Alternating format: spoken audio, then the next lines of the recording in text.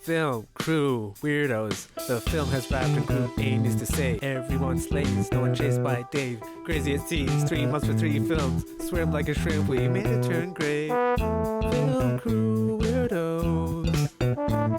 Julia's the perfect, the coolest, the sweetest, truly the fullest. Casey's the cutest, the boldest, the brightest, cool, and the madness. Film crew weirdos. Jimmy's arrived, take a deep breath, he's the quality control. Shark duel, the human gamble, always killing his angle. Arguing all the time, but it ends in a tangle. Film crew weirdos, plan it all out, mess it all up, make that tuition count. So kind for no reason, Rafi's with determination. June he's on boom mic, chasing Rafi's every line. Film crew weirdos. Anita's judging, BTS queen on a mission. Daniel's a post guy, yet he's always on call time. Film crew weirdos. Alvin and Brent teamed up the twist, they double the trouble. Benzie, the awkward father, always mumbling his riddle. Aaron always hides deep in the yoo-hoo. Film crew weirdos. Just groaning, then nailing the task she's been given. Afnan's always sweet and spirals inside her head. Rissa's locked in, editing each tiny correction. Film crew weirdos. Jerry's the gaffer, gaffing hard with full conviction. Donna took the job and now she's stressing from her mission. Film crew weirdos. Sarah, what's in? Sophie's the priest, she's the one with the soul. Mama, the sound mixer, her sidekicks wearing peppers. Ishan will need more things, he's got that hustle. Film crew weirdos, plan it all out, mess it all up, make that tuition count. My fierce directing, on-screen off-campus magician. Film crew weirdos. Where's Abhishek when Hawaii is doing what? Film crew weirdos. And I'm just chilling, he shows up when it's breaking. Film crew weirdos. Chris Whip cracks the line, school's just aside, Chris open mic.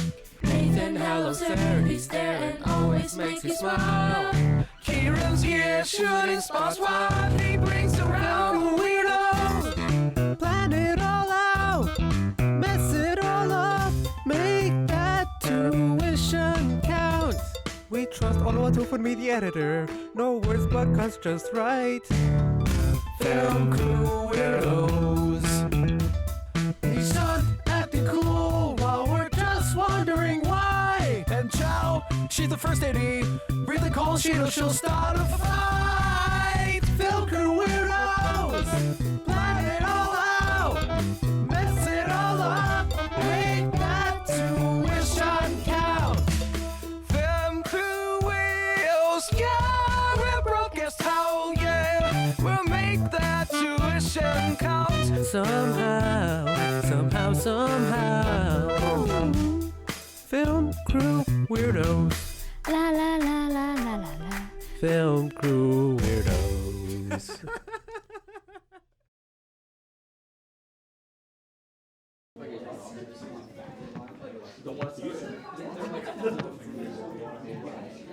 Okay, party people. Hey, we're an hour behind. Let's move. Let's go. Move, move, move. Okay, lighting. What's up? What's the move? We're getting there. We're getting Right? there. No, my right. We're getting there. You're right. We're freaking getting there. Yeah. Okay.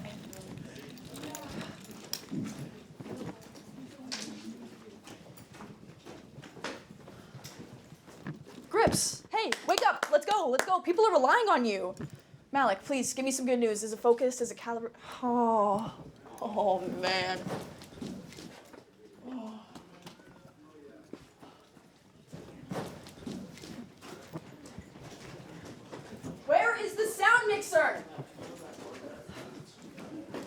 How much longer do you guys need? 5 minutes. We don't have 5 fucking minutes! Everywhere you look, everywhere there's a heart, a hand to hold on to. Everywhere you look, everywhere's a face of somebody who needs you. Everywhere you look, when you're lost out there and you're all alone, life is waiting to carry you home. Everywhere you look. Everywhere you look,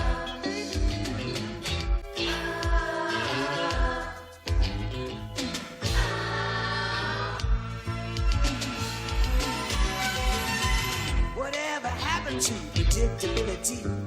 The milkman, the paperboy, evening TV.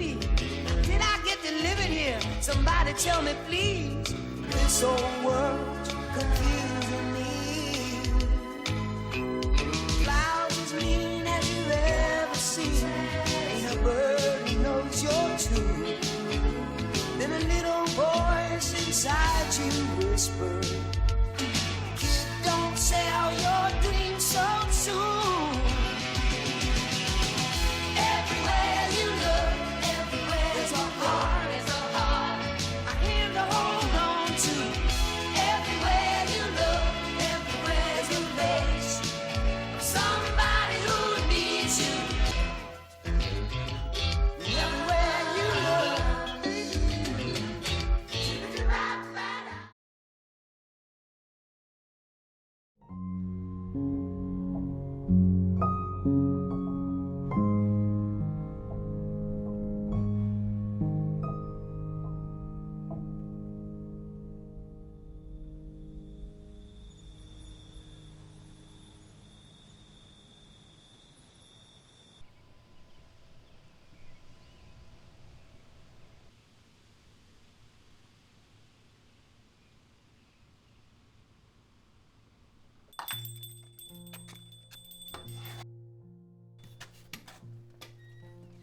Can I help you, boy?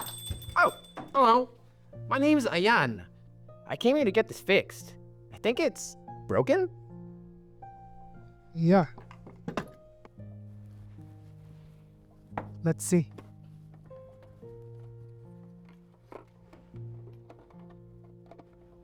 This lamp is really special.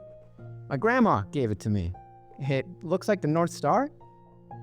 It shines in the night, and I like to think that it holds the secrets of the night sky inside. Oh, the North Star, huh? Yeah. My mom says every star has a story. I can't see them anymore, but I like to hear about the stories instead. Well, it's all right. There's a few chairs behind you, a couple of steps back. Go take a seat, I'll take a look.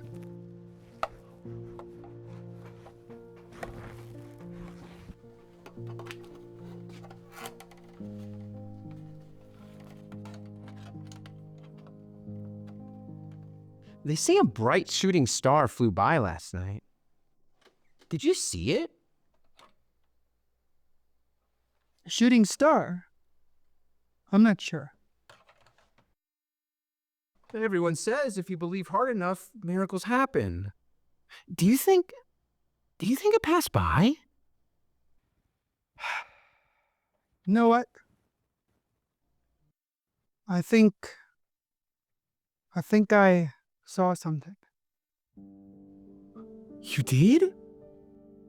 Yeah, last night, in the dark sky. It was a bright, fleeting light. If it was a shooting star, it was beautiful. That's amazing. Yeah, maybe. Could just be a trick of light.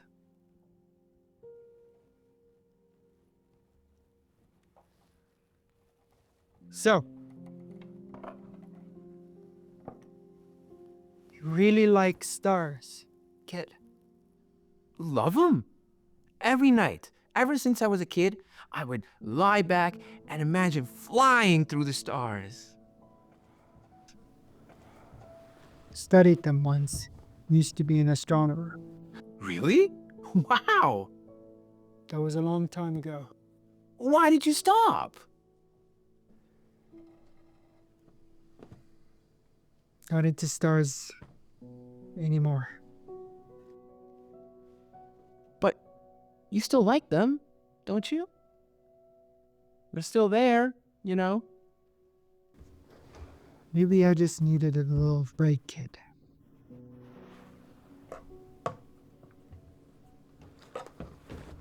Oh, your lamp is as good as new.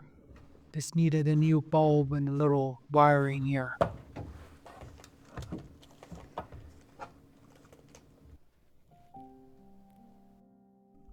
You saw that? Only the glow.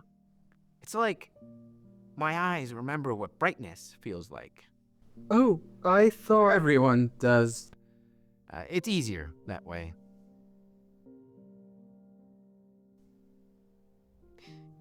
Do you think I'll ever see a shooting star?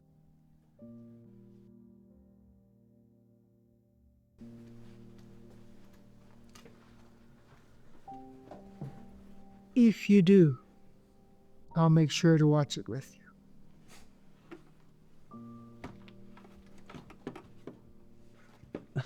Thank you so much. Do you want to see real stars? Not just this.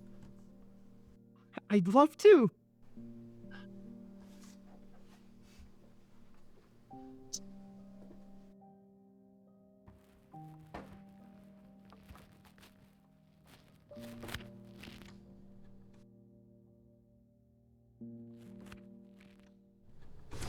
Here we go.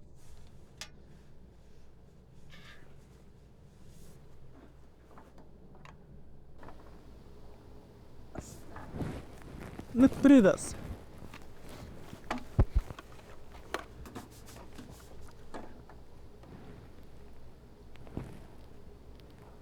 I can't see anything.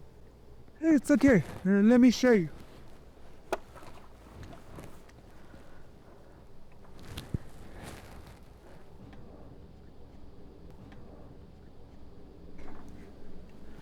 My old eyes are not what they used to be. Not much out there tonight. City lights washed them out. It's okay. I can still feel them in the darkness. You really believe that? I have to.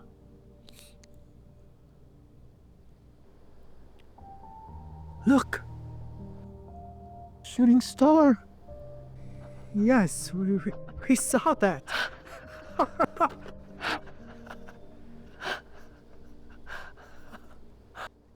You really believe in a lot of things, kid. I do. I do. Something about you reminds me of... Do you miss someone?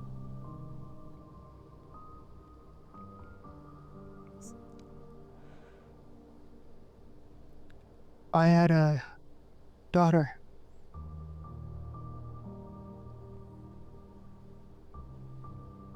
She loved stars. Just like you. We used to watch them together every night.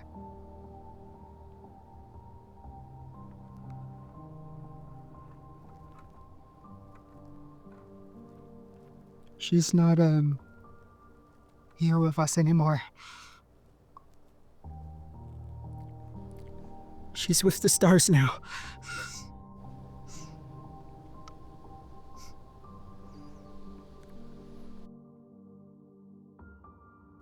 But tonight with you, maybe there's magic out there.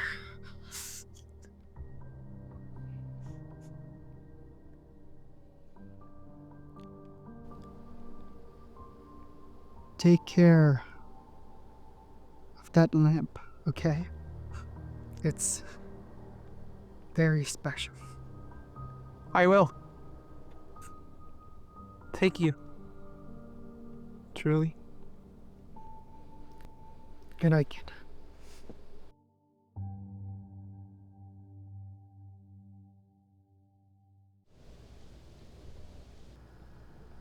But borrowed light. Borrowed light.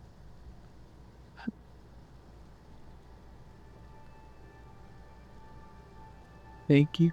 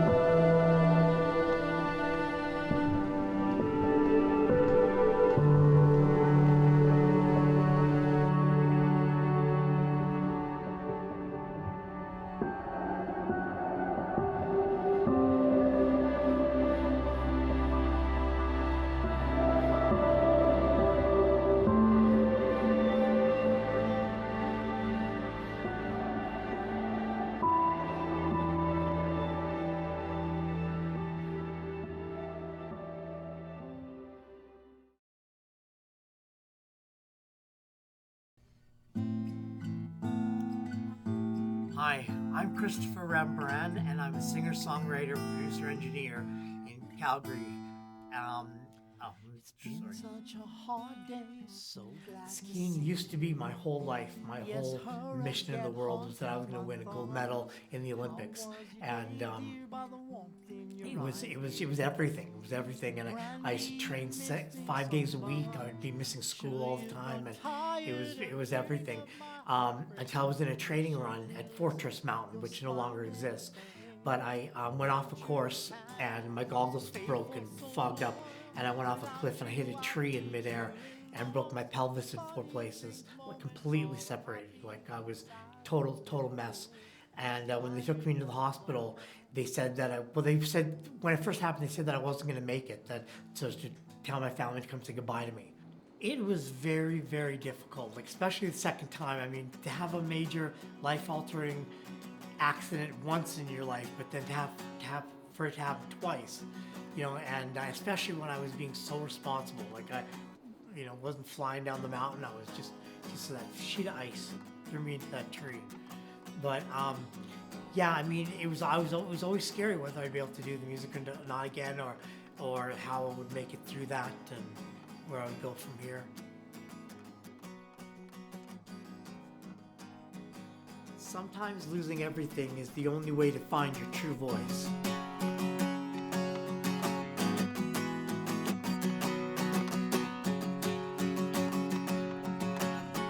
I will not be ignored, I am the mountain. Sometimes I support my peak, I am the mountain. Sometimes fire down beneath, you will never break me. Standing strong thousands of years, I am the mountain. My soul knows no defeat. I was extremely depressed. Didn't know what I was going to do with myself, how I was going to get along in life, because if I couldn't ski, I felt there was no other outlet for me.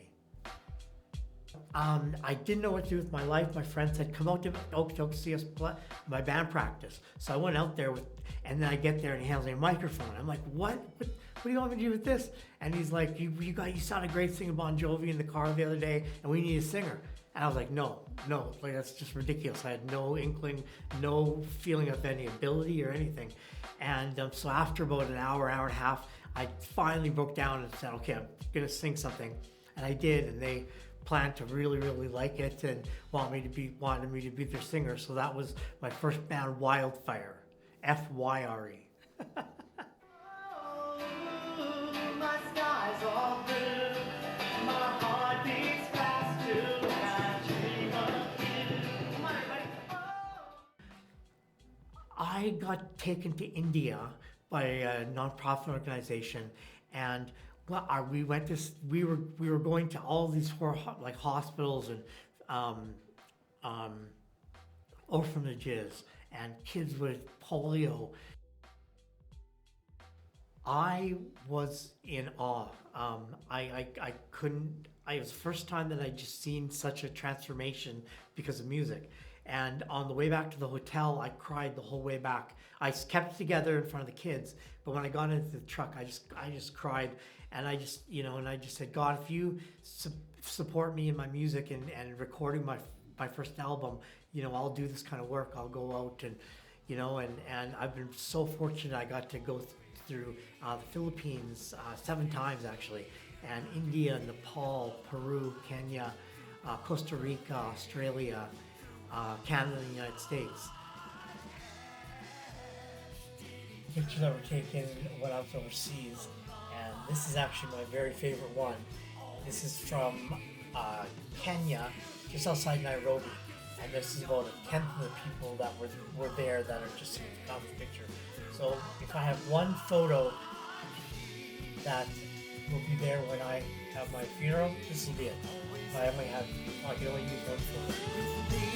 Always here with me, always here with me, here with me, here with me.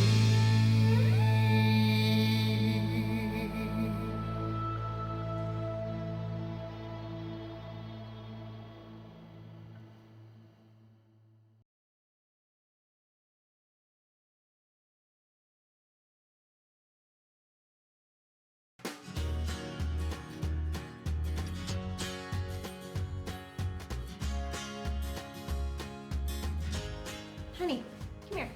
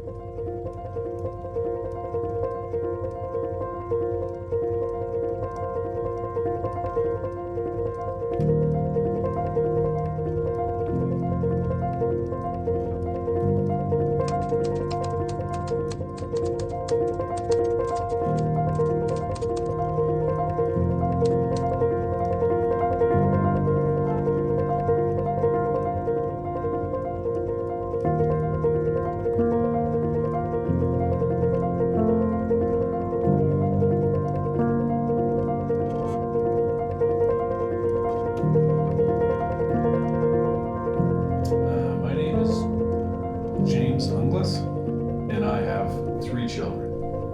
My name is William Hernandez, and I have 2 kids. My name's Daryl Bruce Flack. I have 4 kids of my own and another 5 from my current wife, my stepkids. So I basically, where we're filming, I grew up right here, out in Springbank. It was a great place to actually grow up. Other than there's no buses, so if you got grounded and mom and dad took the car away, that was a fate worse than death. But, It goes with the culture because back in Venezuela is as a Latin culture is we are very happy culture, and we must laugh all the time and loud, and that was it. And I have a huge family.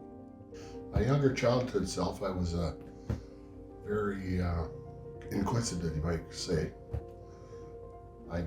You used to get cars and trucks that had the mechanical energy things. Well, I take them apart to see how they worked, but I put them back together again. It's basically, my life was a dichotomy between how, going to church and then how we were at school. And we got into a lot of different stuff out here. And my parents were extremely churchy. And so Mom, was at that time, I guess I was about 19, and I was working shift work, and I had just worked all night. And I came home and the magpies were chirping. And I was trying to sleep and the magpies wouldn't shut up. So I guess I kind of lost it a little bit, and I took my .22 and shot about 13 or 14 magpies. And I heard that if you string them up from the trees, then the live magpies will stay away. So there were dead magpies strung up all over the yard. And that was the day that Mom had the ladies' prayer group over for a lunch. And when they drove into the driveway, all they could see was Death Central. So needless to say, I didn't get to use the car for a little while after that. So. We did have a movie theater very close to my house. So we just walk. We don't need to take any buses or anything like that. And then that movie theater was very, very nice. But the plan was to have to go to the movie, or we plan a party. Out of the blue, for no reason, there's always a party to go to. Latin people dancing and partying and all that, that was the rule.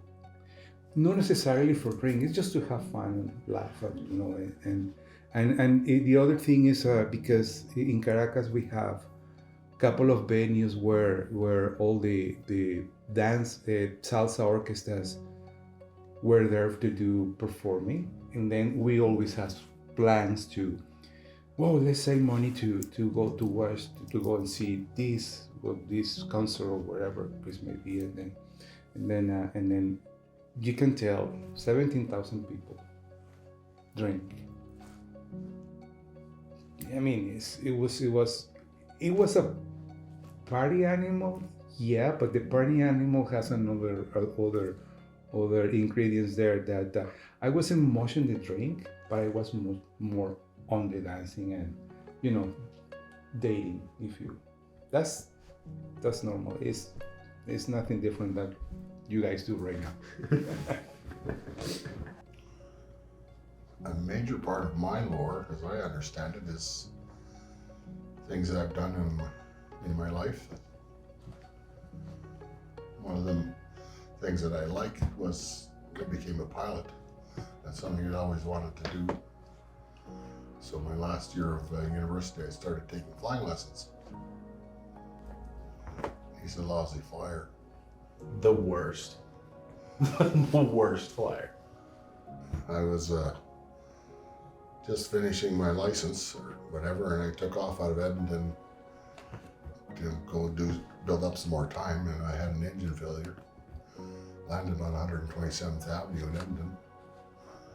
Crash landed. Yeah, well, no, I didn't crash. I landed. I was running down the road until I ran into a power pole. Yeah, because the photo in the newspaper is the plane kind of. So it was just a power pole that you crashed into. Yeah, that's why I went off. It was a good thing because it was Remembrance Day weekend in 1974. Why was that the good thing? Oh, because there was no traffic. Oh, good call. Yeah. I was at a party, and I didn't, being all churchy, I didn't go to a lot of parties. And there was a girl there. Oh man, I feel bad, like I shouldn't be saying this stuff. There was a girl there, and I didn't like her. She just was not my cup of tea. And she, in my opinion, had said some things that I couldn't overlook. So when nobody was around or whatever, and she was kind of doing her thing, I kind of walked by and cut off her ponytail. That's so bad. As someone with long hair. And her hair was almost like pretty much down to her butt. Don't cross me. Unless you're bald. Yeah, then you can do whatever you want. Yeah. But In Caracas, where I live, where I grow, is 30 minutes from the beach. So from my 14, 15, 16s is when I was going to, it was so much fun to go to the beach because we gotta go to take the bus and then get there, and then with all the friends that I have in that moment. That was our plans pretty much. Not every weekend because we couldn't afford all that, but we were looking forward to go to the beach, or we were looking forward to going up. Because in Caracas there is a big mountain there. That mountain is divide the city to the beach, so it's going to up to the hill of the mountain, and then you can see the city, and then you can see the beach. That was pretty nice. one moment I felt most proud as a father. Well, not just one moment, there'd be a whole bunch of moments. You know, they all graduated from school. I'm very happy and very proud what he's doing right now and what he has been achieving so far. Yeah. And just in general, they make me smile because they're my kids. They do things that, you know, I feel that it's kind of amusing in some respects. It's part of learning in life. I told you guys earlier that I don't use my job to define who I am as a person. I basically use fatherhood for that. Mm-hmm. Like you guys are who I am. I love you, Dad. This was sweet. I'm glad that we did this. Thanks for being part of this. I'd honestly just wanted you to gas me up, so this has been nice. That's fatherhood.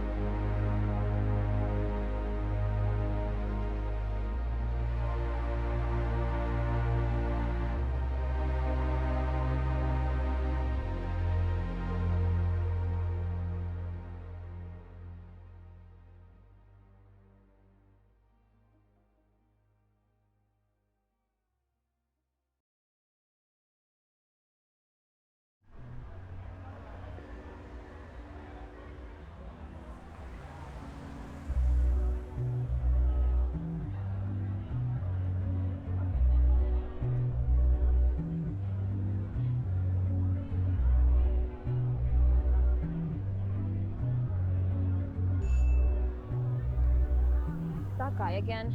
Don't mind him.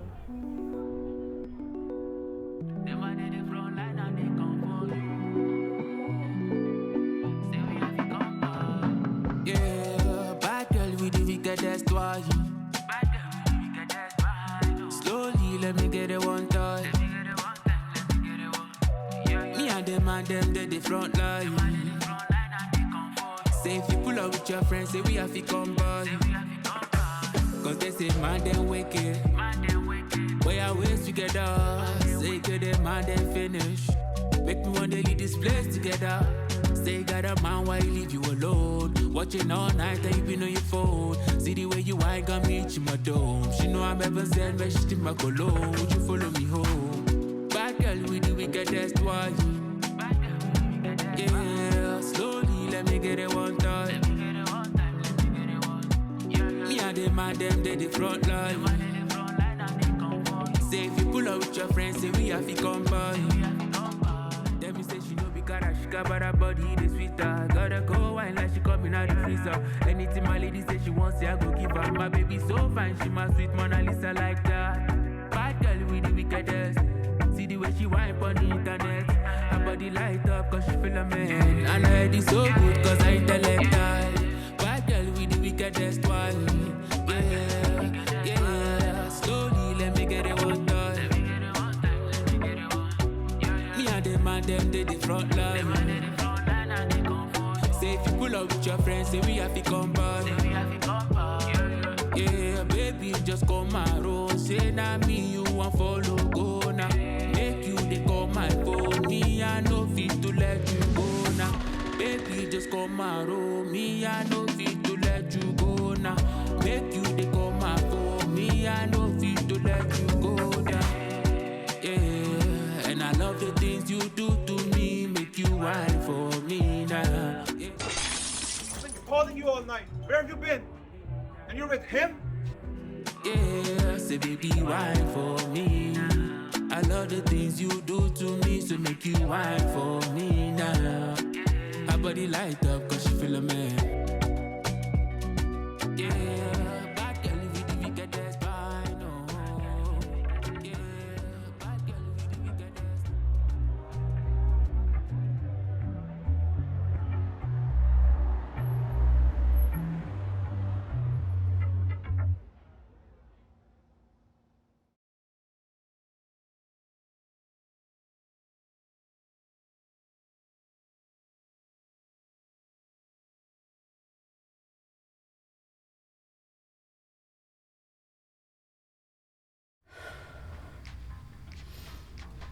You got this. You're ready. You're a champ. You could do this.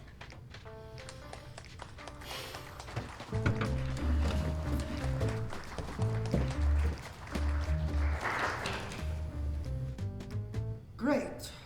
Bold choices. Thanks. Next up, Clara and Justin. Let's see what you got.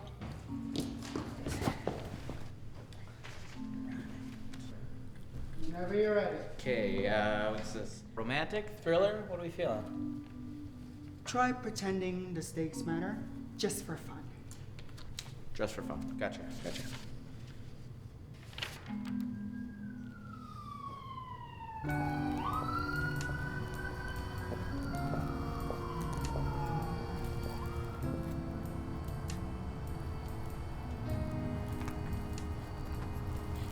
You think I'm just gonna let you slip away? Not after what you did. Did is a big word. A lot of ways we can interpret that. You think I didn't see you that night? I heard you. That sound. What you did to that man. I'll never forget it. Yeah, memories are tricky that way. You're a monster. Hey, that's not fair. I have feelings too, you know. I've got layers. I'm like an onion. Sure, I'll make you cry, but...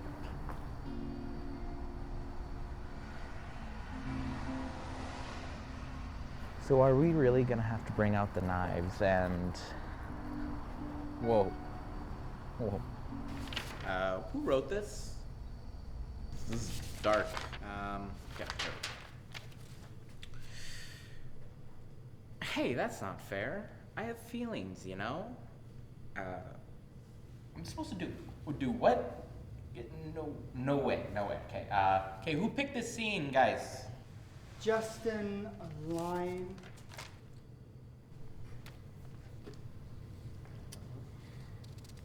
And scene.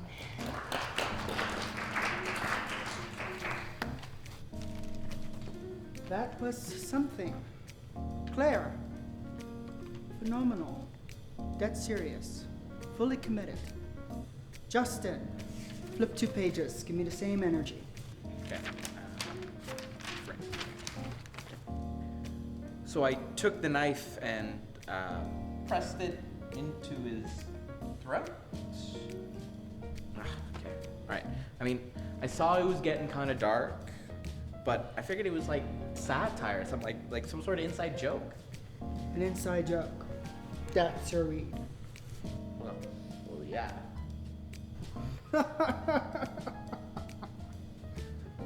What you just witnessed is a man who only read his lines. Not very well. You need context, people. How do you react to something you don't understand? Look, your read wasn't terrible, but without preparation, this is what happens. Oh, hey, it could have gone worse. I just got the thing this morning. Claire, remarkable. You were full in it from the jump. You can have a career in comedy as the straight man who never flinches. That's gold. Well, thank you, Leo. I just wanted to be prepared, you know. Oh, maybe I should do the scene again with more laughs. Mm-hmm.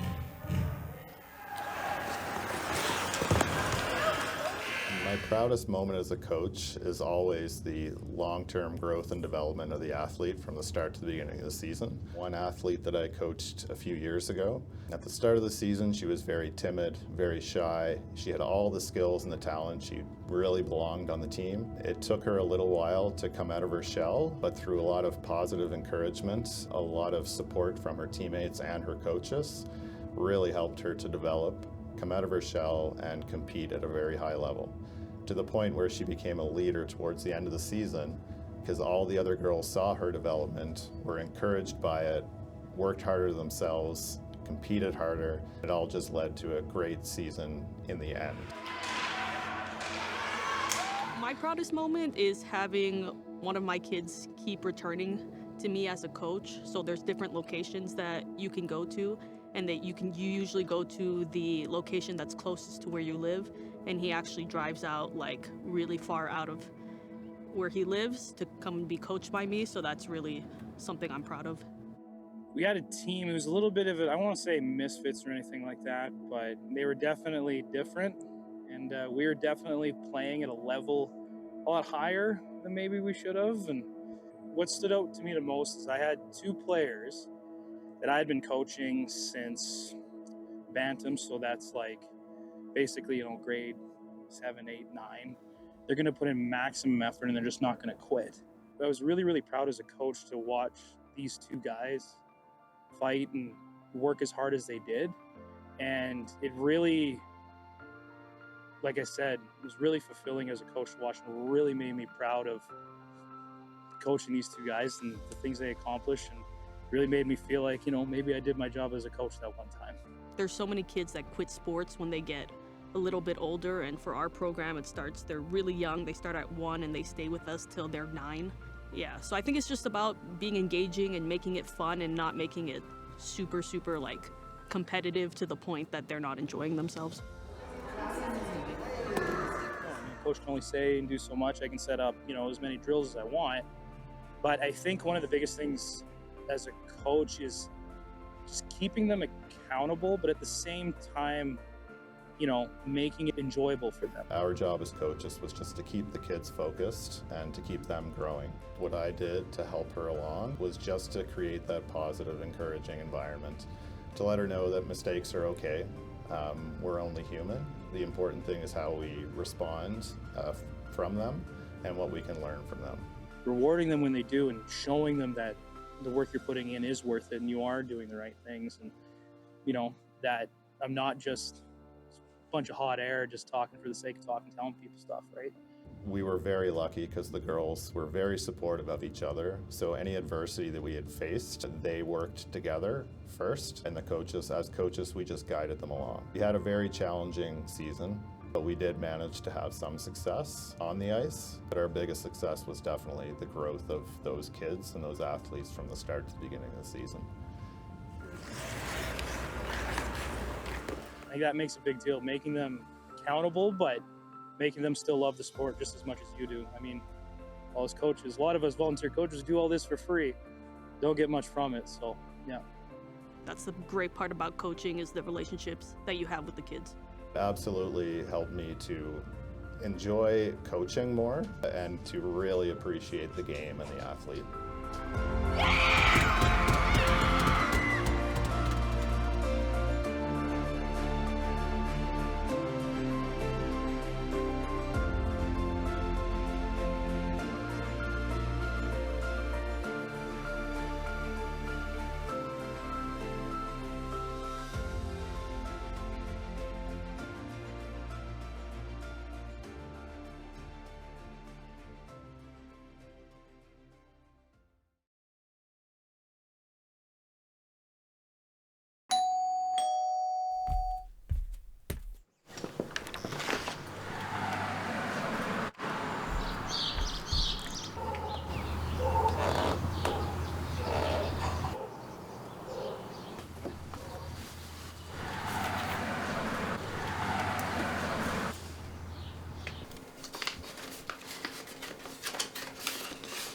Dear Mr. Von Stinkle, it is with our dearest condolences that we must inform you that your entire bloodline has recently passed away. The causes of death were all gambling related, though none of them were in direct cause of each other. They just happened while doing the exact same thing. Funny how that works. Anyways, based on your wishes of your late family, funerals will be hosted at the Margaritaville in Key West. Encloses your airfare ticket, as provided by said late family. Air flights is nice this time of year. Anyways, yours truly, an intern who doesn't get paid enough to write these. I always knew the chronic gambling would get him. You know what they say, dealing cards is like jumping in front of a bus. It'll kill you one day, yet they kept going on.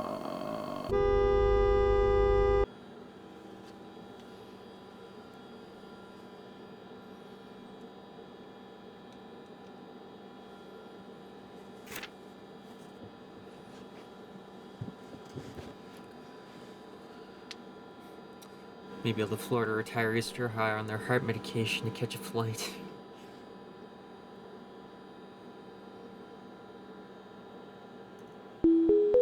This is your pilot speaking. The How to Fly a Boeing for Dummies book is a little outdated, so we're currently flipping switches until this bitch hits the sky. Hang tight, you little freaks. This is your captain speaking. Mr. Von Stinkle, what a pleasure it is to have you join us. On your way to Florida, eh?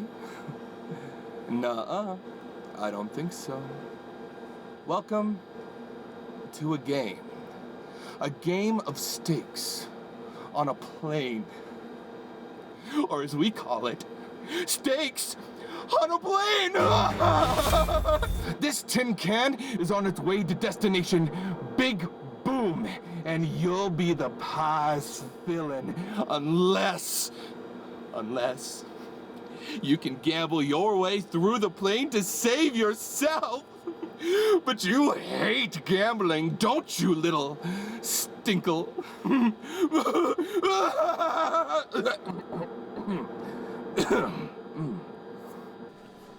Ready to play, Stinky?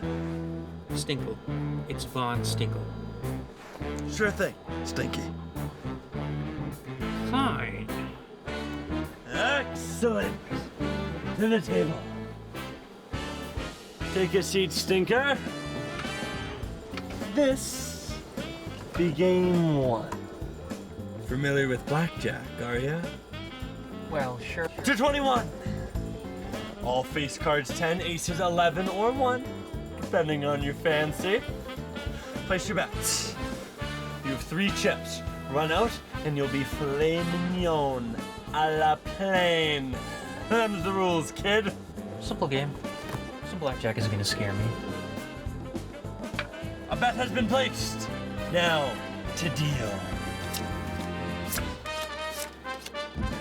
Ooh, 8. 4 odds, Stinky. Hit me. 18. Not so bad then. I'll stand. Suit yourself.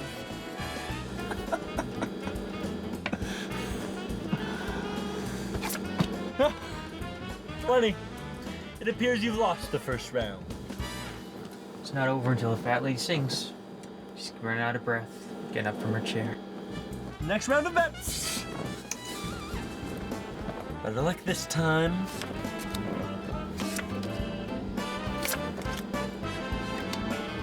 $15. Getting warmer. Hit me. Oh, a 24. You busted. Sit. Final bet. Better luck this time.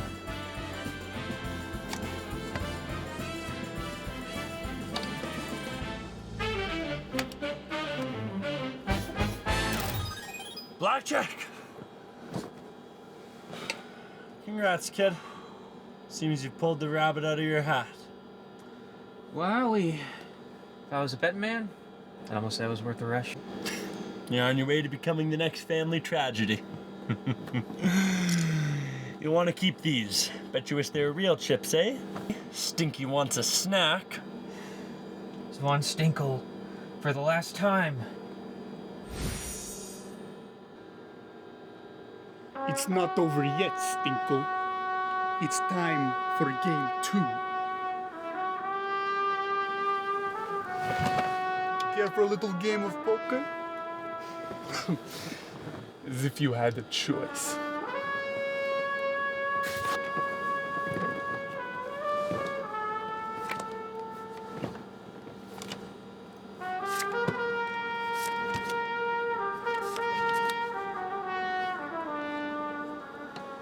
Place your bets. Lacking confidence or pulling my leg?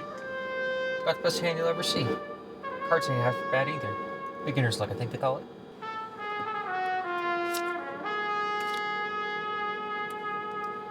You know what? I'm gonna fold. You know the point of a bluff is to keep it going, right? I don't know what geography has to do with this, but all bluffs start and end somewhere.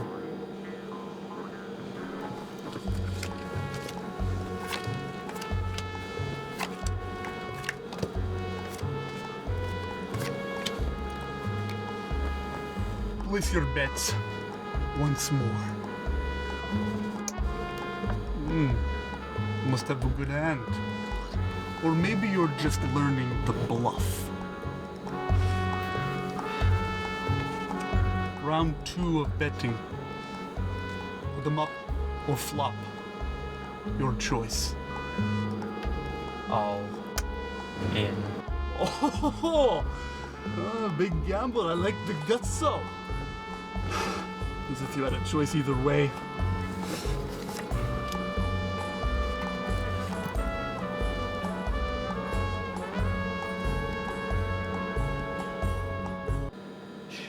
Say, do you got the piss? Because I do. Well, sure, I guess.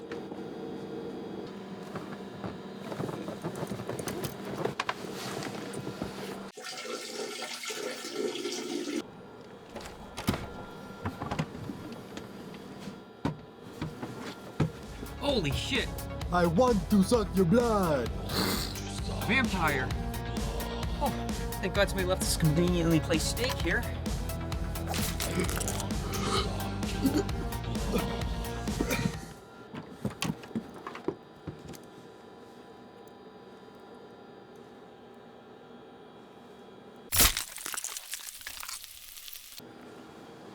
Ooh, we eating good tonight. You got that right, Stinkle.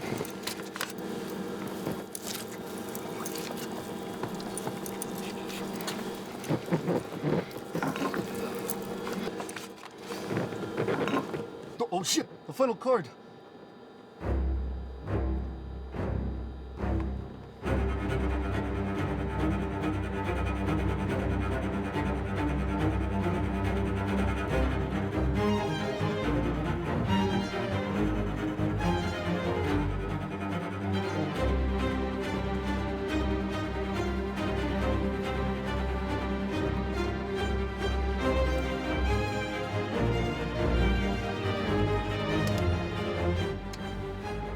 Call your hand.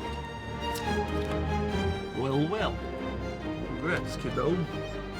Must be that beginner's luck.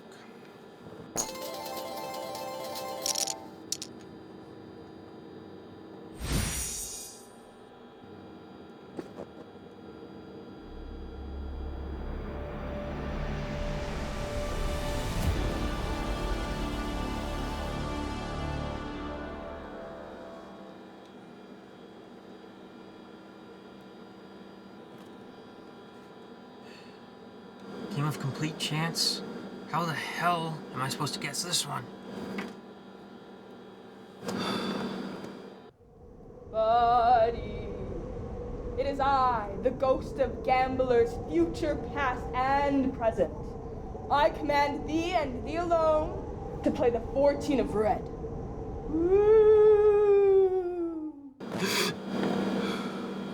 Red 14. Sir, I think he's gonna win the spin. Release the snakes. Sir, this plane has no snakes. Shit. Black 8s.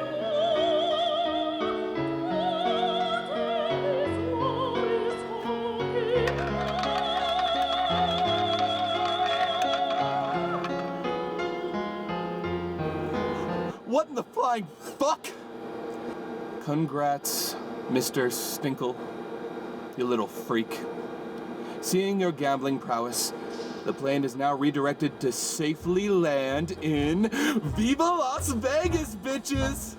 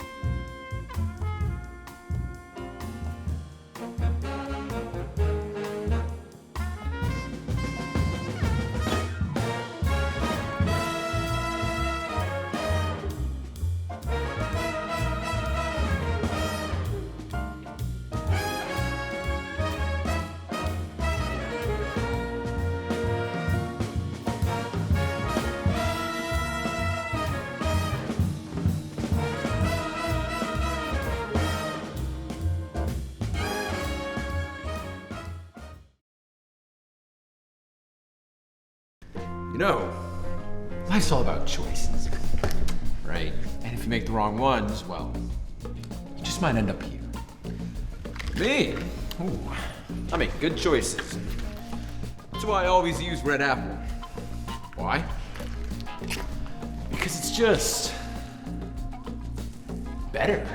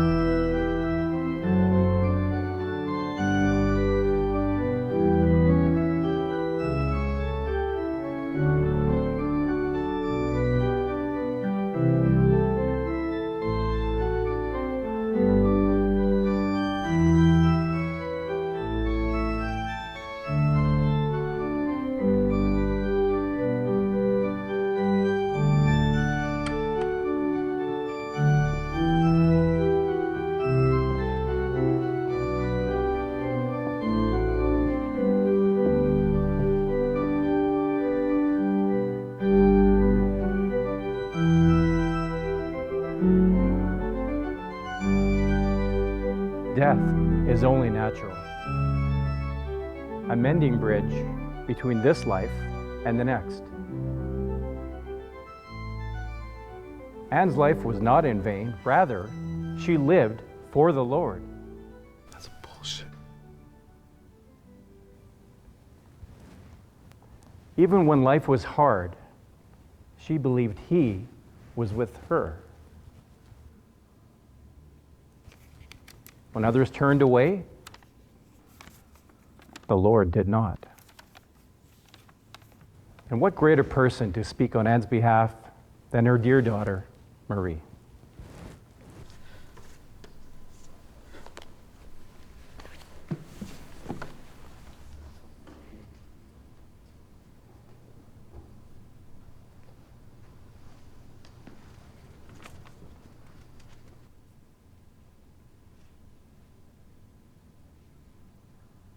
Romans 14:8 reads, "For if we live for the Lord.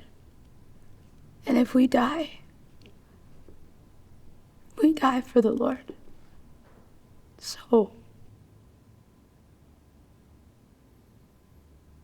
whether we live or die, we belong to the Lord.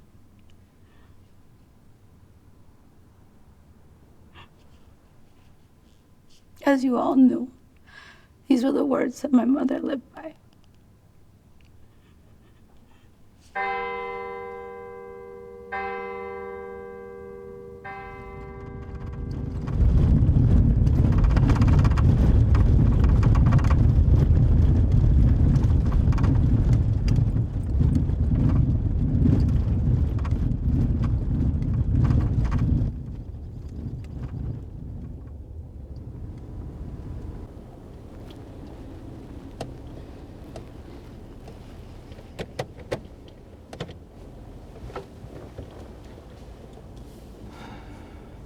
You sure you're gonna be okay to spend the night alone?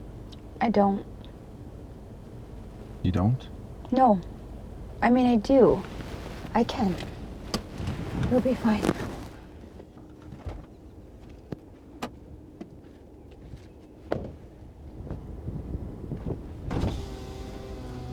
I'll see you tomorrow, and we can get to cleaning up then. Yeah.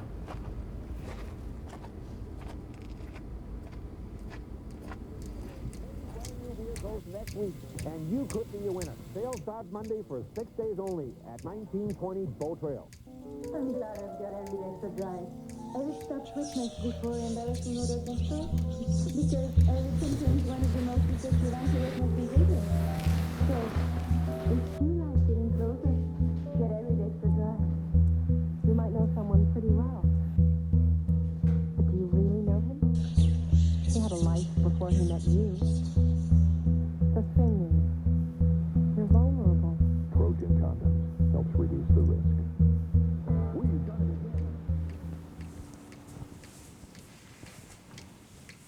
It's time you get to know him.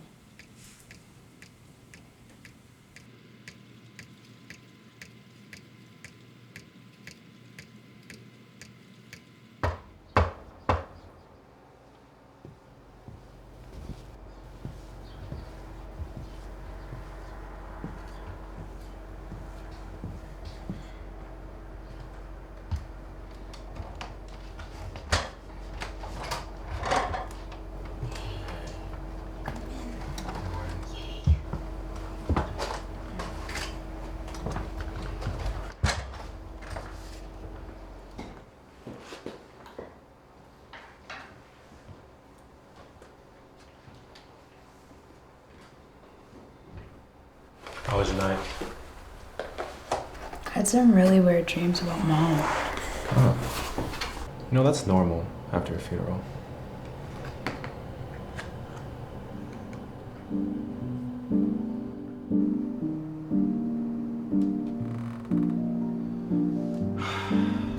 Okay.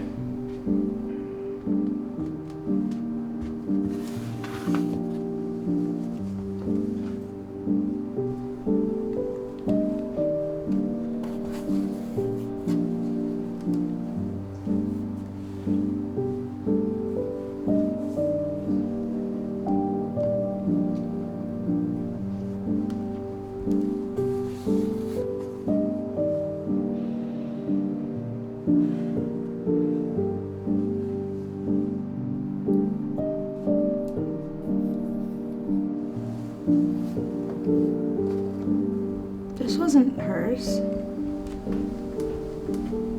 Yeah. I haven't seen that since I was a kid.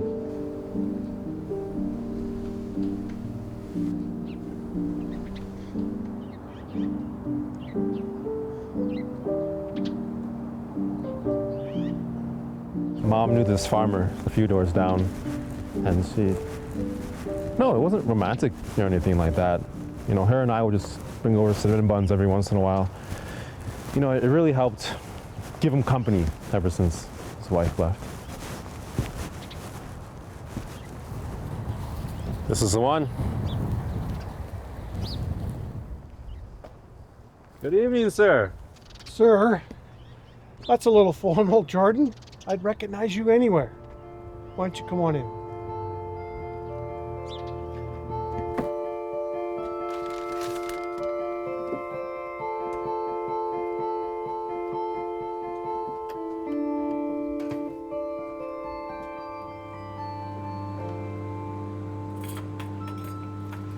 You know, you got your mother's eyes. Oh. You remember? Yeah. Some memories stay with you for a very long time.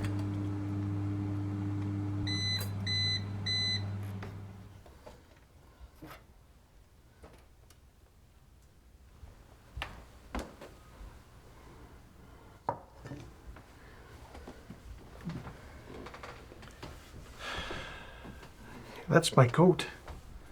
Yes. That's kind of what brought us over here. I was telling Marie earlier about mine and Mom's old visits to the farm.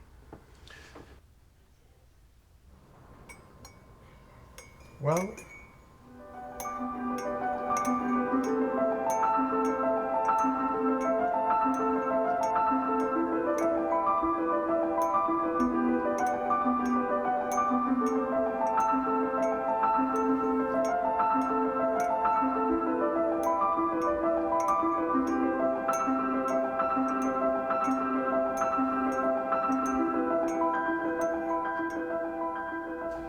and now the coat's come back to me. Yeah, Sato. Our mom. She died. You know, come to think of it, I never seen you at the funeral. Anne had her own special way of saying hello and goodbye. She came by that honestly. And there's a lot to be said for organized religion. But, I mean, that was a long time ago. I think I'd like to try it on.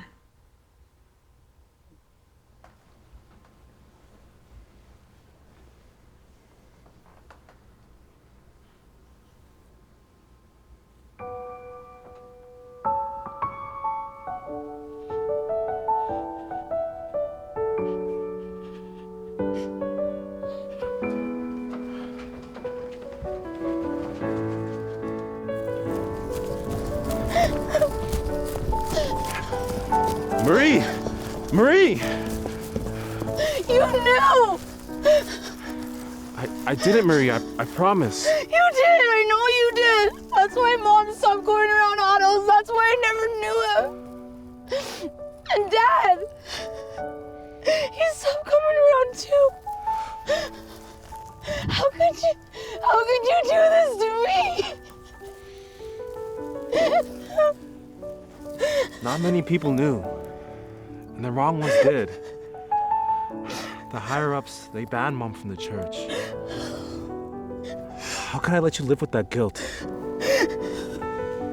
Well, I do now.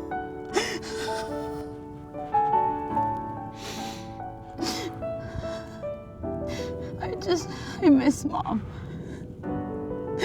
I do too.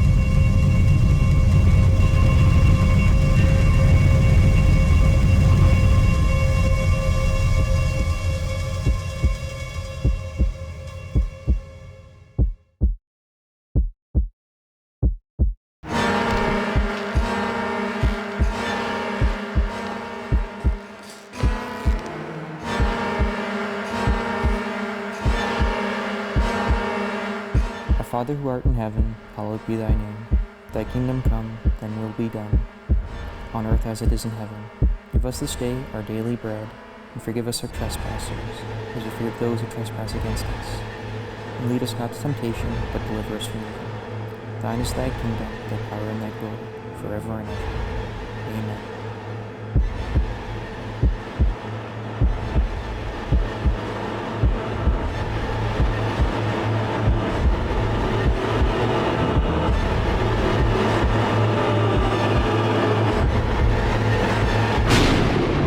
I wouldn't do that if I were you.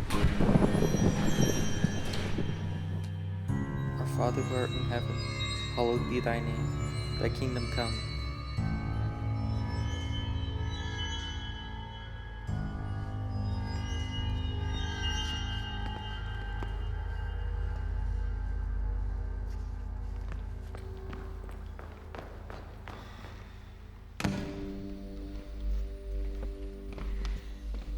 That feeling inside you, it's going to tear you apart if you don't feed it. You've been taken from this world. Now, you will either adapt or you will die.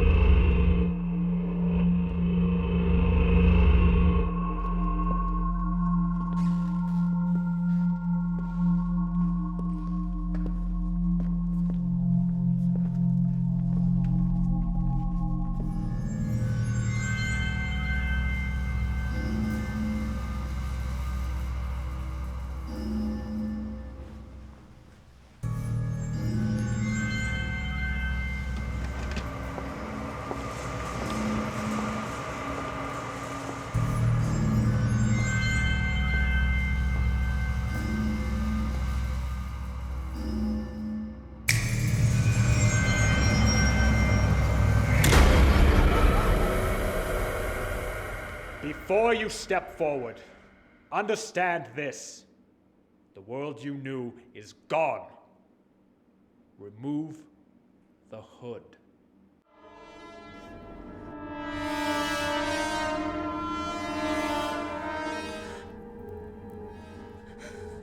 Where am I? What's going on? Please, can you help? I don't understand what is happening. I have a daughter. Do any for me, please.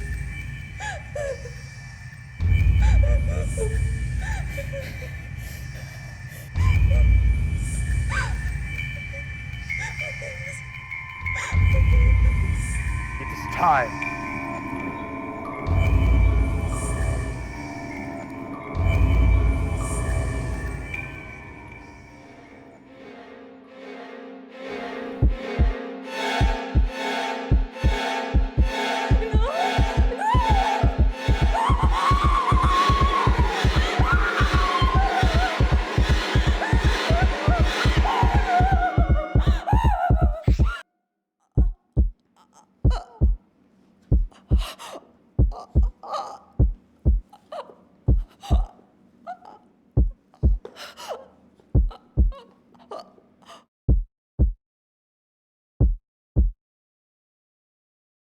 It is finished.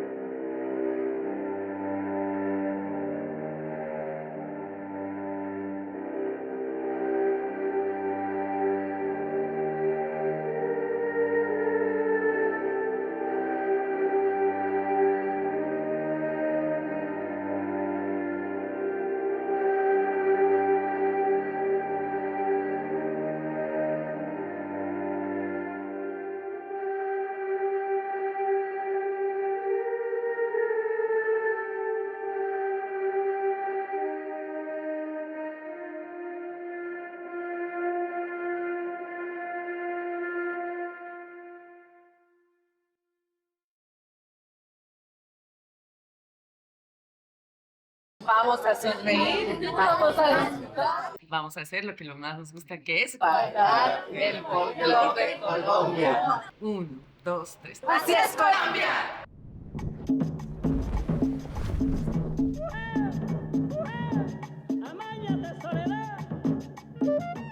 So many years ago, a group of friends wanted to just get together and dance and have fun, hang out.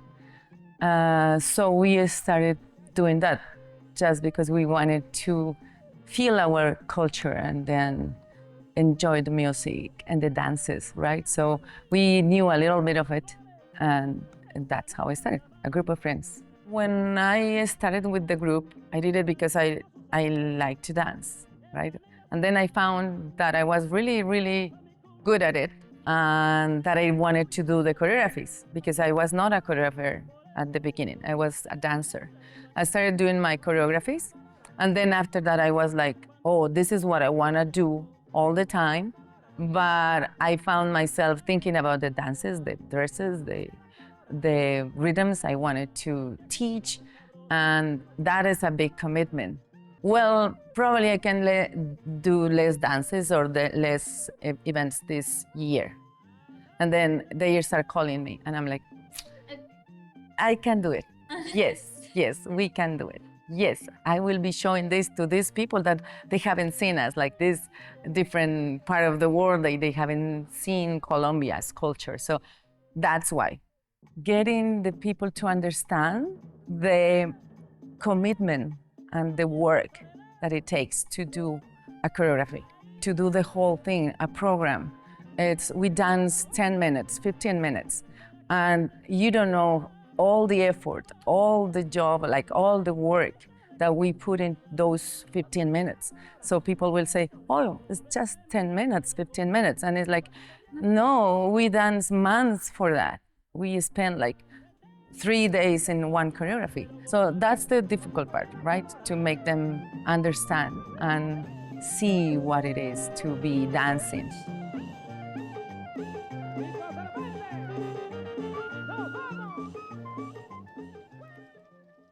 My name is Andrea Carolina Godelo. No veteran. Laura Diaz, and I've been in the group for about 14 years. 8 years. 17 years.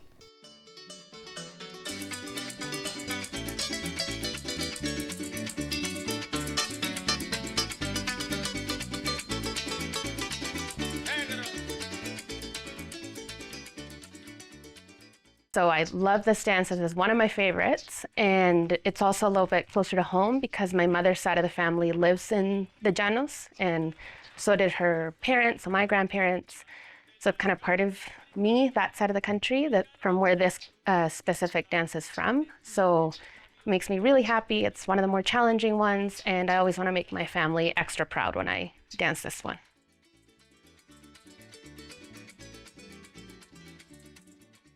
I've danced my whole life. Started ballet at 5 and did a whole bunch of other professional kind of classes. But I've always wanted to learn Colombian folklore, but my family moved to Canada when I was really young. So Así es Colombia was my opportunity to learn Colombian folklore.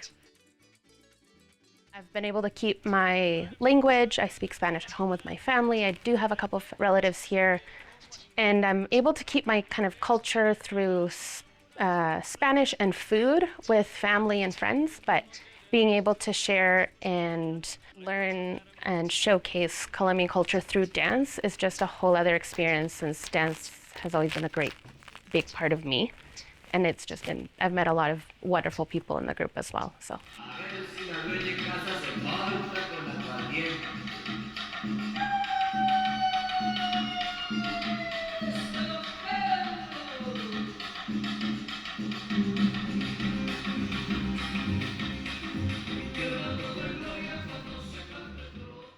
We have lots of mountains in Colombia. Part of the Andes is in Colombia. And San Juanero, it's a rhythm, it's a bambuco, which is a rhythm that we dance in different areas, in different provinces in Colombia. This one specifically is from 2 provinces, and it also shows a courtship between men and women, but this one is a bit more elegant. It was created for Like they have a big event and they wanted to show something to the important people that was going to that event. So that's why they created this. And what the idea is, in the dance they tell a story, which is an invitation to dance, then a courtship and flirting, and then the girl says yes. So he takes her home. That's the whole idea. It's like when you meet someone, you get to know that person, and you marry.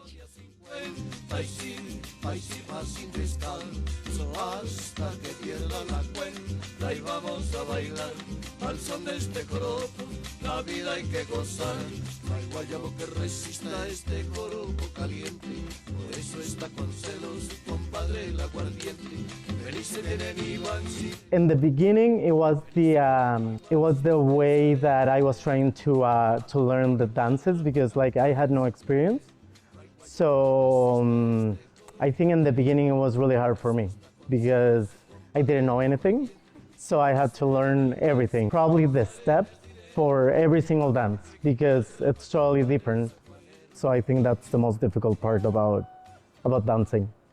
It's one thing when I create the choreographies and I do it by myself in my living room, little space. So I do the steps for women and then I do the steps for men, and then I do both. I try to mix them, and then it's something very different when I have to teach them, try to explain, right? So that's what I said. And sometimes it's anxiety because I try to communicate, and it's like I have to show because it's difficult to tell, right? But then when I see the whole thing and when it has like the shape I want, right? It's like it's coming together and it's looking alive. It's beautiful.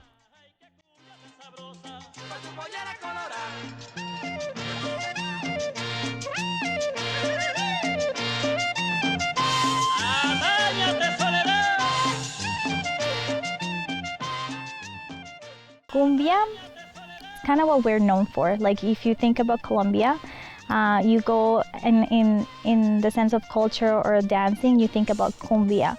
So it goes way back and to represent it, to dance it, it makes me feel proud, one. Also it's the mix of cultures that it brings, like the indigenous, the African, and the Spain, when we got colonized, it all brings it all together. So to show it, it's really nice. It's a good feeling to dance it. And also it's been adapted in all Latin America, like from Mexico to all the way to Argentina. So just to know that it started with us, it's an awesome feeling. It represents a lot, I think, for us, just to show how beautiful Colombia is, more than the stigma that we are being followed by, but also to learn about or teach how Colombia is, like the culture, how happy we are, that we love to dance.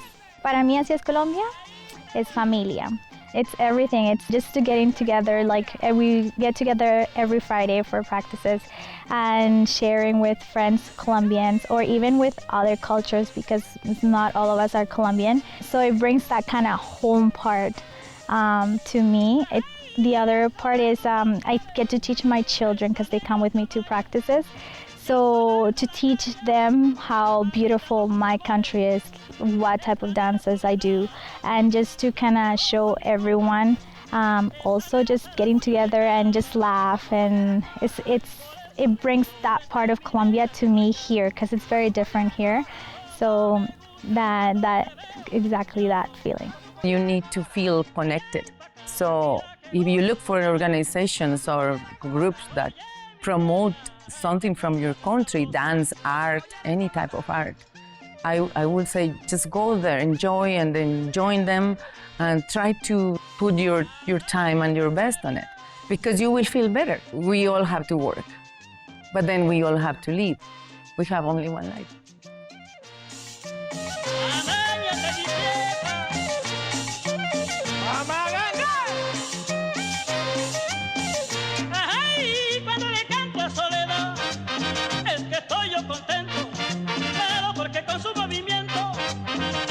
Ella me da, era color de canela, con primo sabor a pimienta. Ay, cómo está de contento, y caramba, con su polla colorada.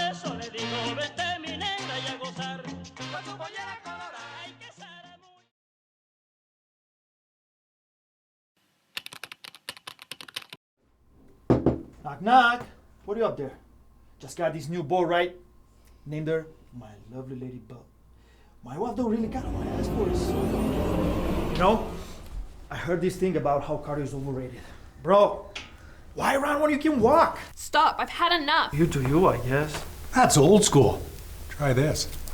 Hey, I know this drink.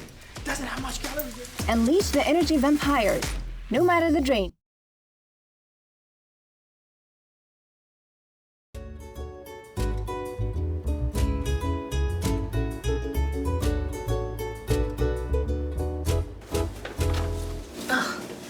And you are gonna make a delicious surf and turf.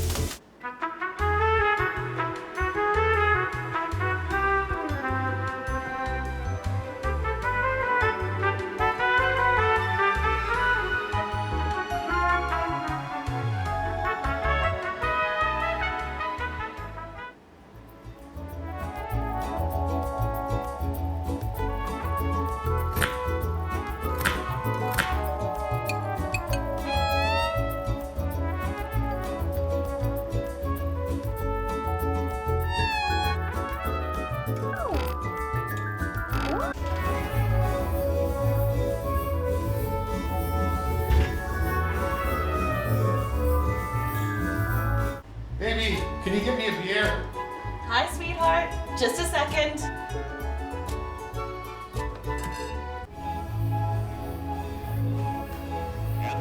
Beautiful. Well, thank DEA beautiful. You would not believe the day I had today. Thanks, baby. Of course, hun. I'm gonna work on our special dinner. Yeah, make it quick. I'm frickin' hungry.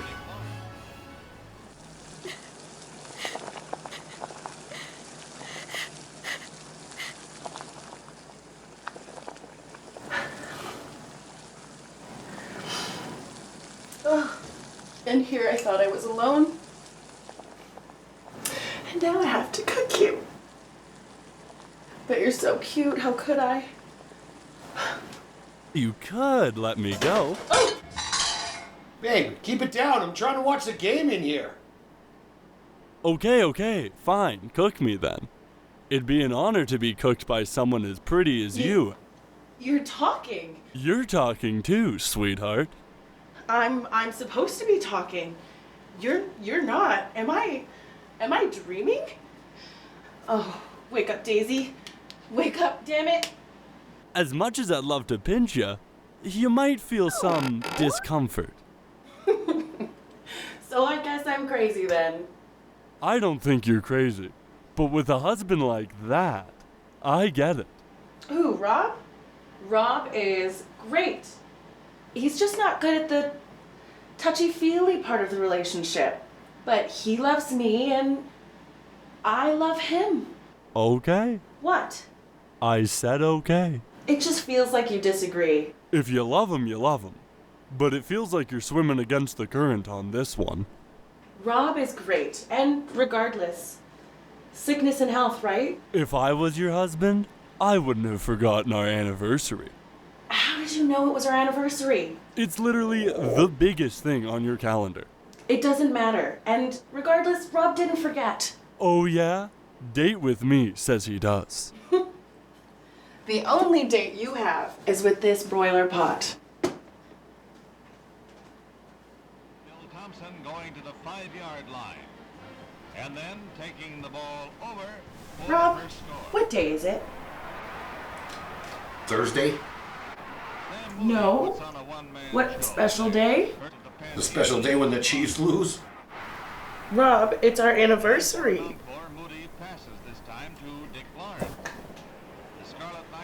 Baby, come here.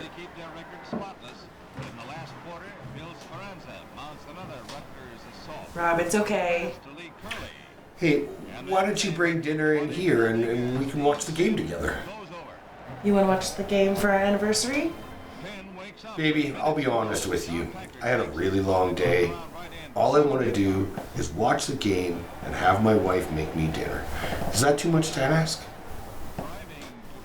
No, it's not. Skipping for 20 yards, but it's too little, too late. I'll make you dinner. Is undefeated.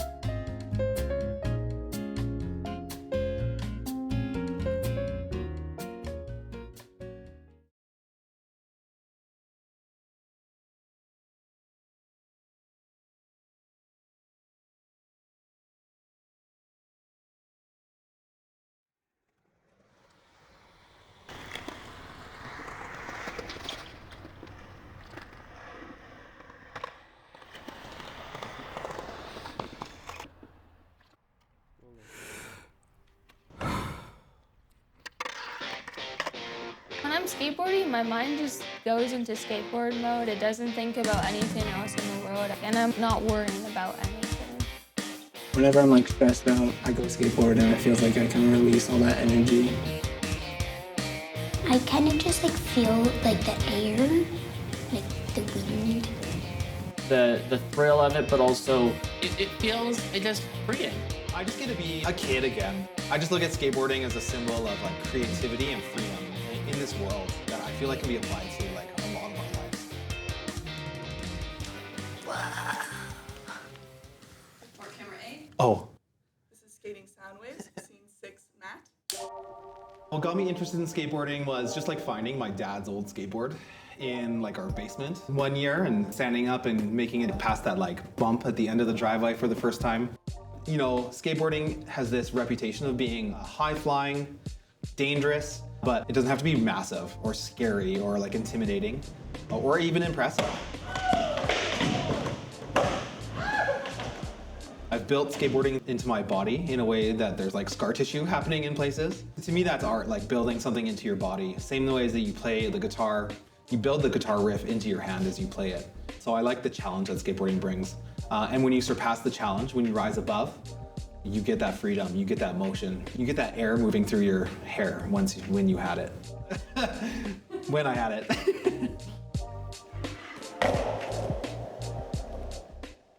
So I have a condition called retinitis pigmentosa. It's a hereditary condition and it's also progressive. So should be fully blind in like a couple years when I'm like 40. Well, Angelia was born with low vision, so we didn't really know if she could see at all till she was probably about 6 or even 9 months. I have albinism, and it's like I can see pretty good, but I fall and like trip a lot. I also can't really see that good. Like stuff is pretty blurry. Both Curtis and Cassandra have aniridia, which is the absence of the iris, so that means that it's 100% pupil. You know, I don't have any control over the light that comes in or out of my eye. Loss of detail, no depth perception, things like that. I was born with about 10% vision, and for skateboarding, I normally can't see what's on the ground or like what's coming towards me unless there's something there that's bright that I can see. Can you tell me a little bit about how Alt-Root and Skatebats got their start? So back in 2019, I think, we had blind skateboarder Dan Mancina come up to Calgary to do like a demo So I think we had like 15 kiddos come out to check out skateboarding. These are all kiddos with like very low vision showing up to a scary new sport to come check it out. That's like a big deal for us in the low vision and blind community. Problem with the Dan Mancina event is that it was a one-off. Dan Mancina obviously had to go back home, but we saw that there was like a crowd here ready to go, ready to skate. So me and some friends started a small club called Skate Bats, which started off with just like 2 or 3 kiddos. And then where Alt Route came in is one of my participants came in, his name is Curtis. He approached me, he said, I want to do skate park adaptation for visually impaired and blind people. So I was a member of the CNIB's National Youth Council, and one day we had gotten an email saying there's these community engagement grants that are available for you to be able to do something. We brought kids in, we, kind of research and development in a way of different adaptations that would work, and it just kept growing. One of the things that we do to help make the park accessible, it's really within these temporary adaptations that we use. One of the biggest things that we find is a lot of people, myself included, don't have any depth perception with a lot of the features, right? It all kind of blends into one. So what we do with the colored tape is we place a piece of white tape on flat ground and then a bright color. We typically go for pink on a transition, whether that be up or down. We also identify stairs, rails, boxes. Myself here in the compound, there's a rail that I almost always run into because I never see that. So if I put a box around it, then I kind of know where that rail is and I'm able to avoid it. We then also use different markings, tactile markings as well. One of our participants has completely no vision and she really enjoyed having the tactile indication before going down a ramp. Another adaptation is beepers, beeper boxes, and so then that's an auditory indication as to where you are. How fun was that? Changing that up, it can be really beneficial for someone. And that's the beauty of this, because it works, but it's temporary. It's being able to be put down in your specific needs. I kind of was their guinea pig in a way where I was testing like the rumble strips and making sure that we could see like the tape. I attended all the programs and I was there helping if it meant like helping set up the tape or taking down the tape or helping some of the other skateboarders skate or guide them through the skate park.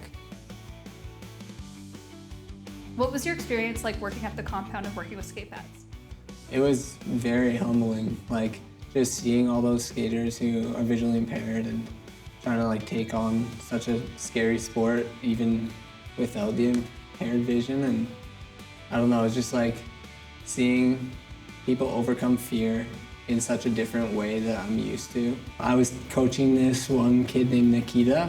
I think they're almost fully blind, and it was all hands-on stuff and just communication, and I was kind of being taught by Nikita how to teach them how to skateboard, and that was really inspiring to me, just already knowing what you need and just spatial awareness. It was really impressive.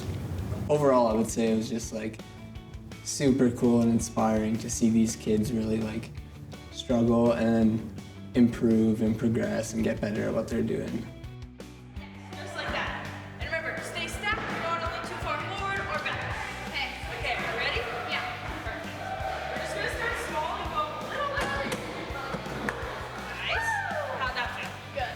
Good. You wanna go more of it? Okay, let's do it. I wanna try to get to the top. I love watching these kiddos realize that they are skateboarders and that they're doing something that their sighted peers at school maybe don't have the guts to do. I think that's really cool. She was starting to reach an age prior to us finding skate bats where a lot of the sports and things that her friends were doing were getting to be too fast. Seeing her land those tricks, that improvement and how excited she gets, and it's been really great. My nickname's Leah, so I call it the Leah line, and I drop down one of our skating drops, and then I drop down another and go up the 10-foot and drop that, and then do a kick turn. I've definitely seen her confidence grow as she gets older. Some of the differences in the way she experiences the world or the things she can do become more noticeable to her. So knowing that she can skate or do whatever with her friends has been really positive. We didn't know the skateboarding community, and you hear stereotypical things, and I really kind of wondered, do I want my kids to be part of the skateboarding community?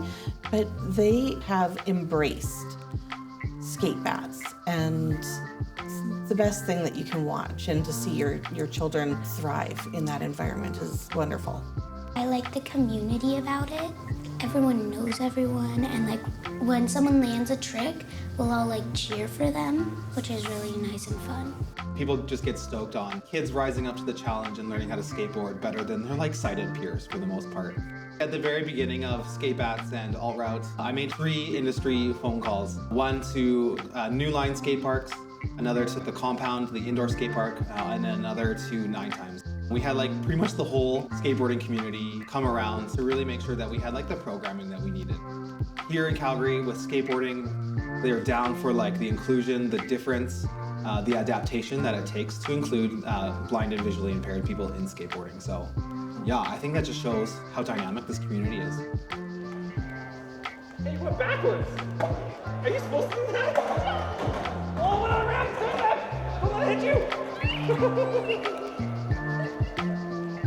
You just feel so good after leaving there because nobody is telling these kids you shouldn't be doing this. Everyone's like, let's do this, let's go, how can we help you be successful? And they can do anything that they put their mind to, right? It just takes, doing things a little bit differently.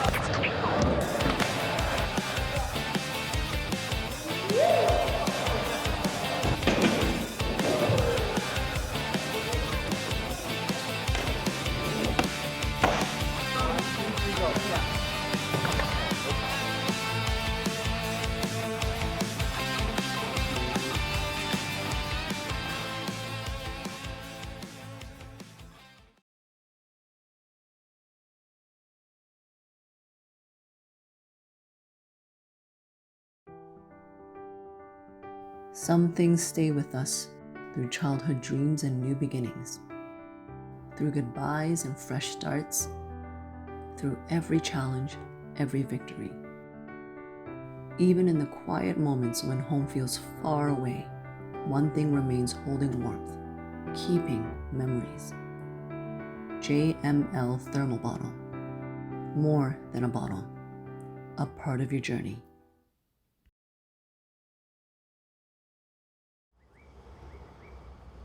I went outside today, watching the sun seep through the leaves.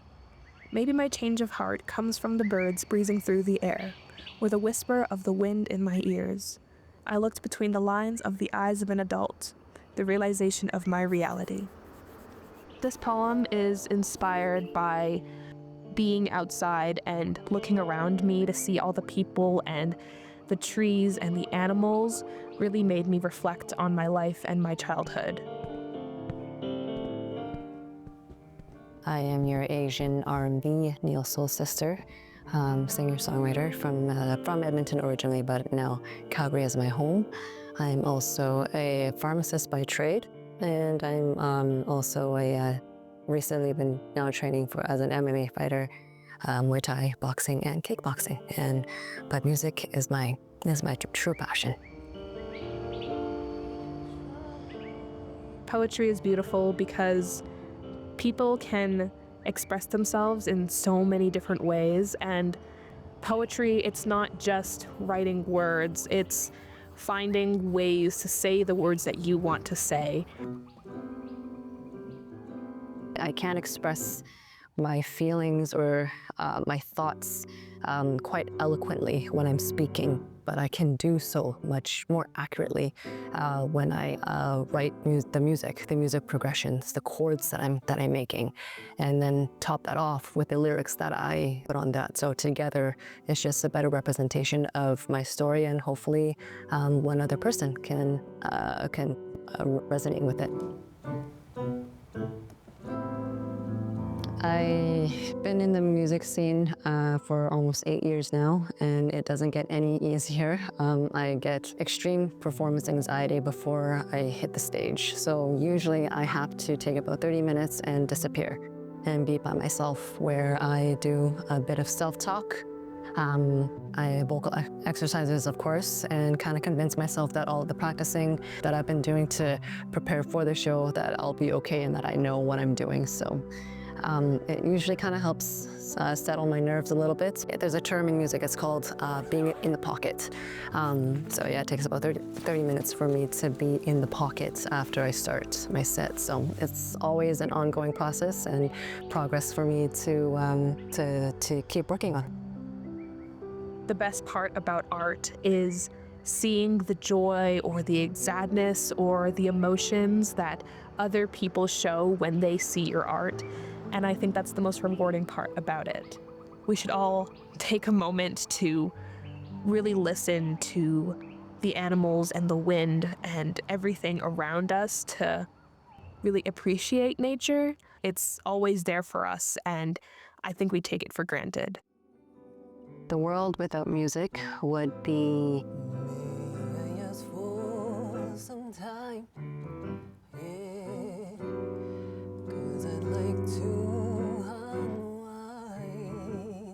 lifeless, would be dull. It would be almost like the sky without stars, the trees without branches and leaves. It would be harder for us to relate to one another. We would feel quite isolated from one another. And for me personally, it would mean a loss in identity. Have to be crazy if you should feel so inclined. Let's go on a walk where we share our thoughts. Let's go on a walk and have conversations, and let's talk about our situations. I just wanna feel you near me. Every part of you, your mind, your body, and your soul. I just wanna vibe and let us be. Let us do the world out and be on our own. Take our time and get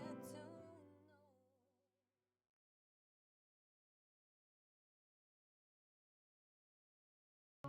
This story is about a retired astronomer who starts to work in a lamp repair shop, and one day he meets a blind kid who is obsessed with stars. He lies to him about seeing a shooting star last night, which leads to other emotional consequences. To Quebec, take one. Action.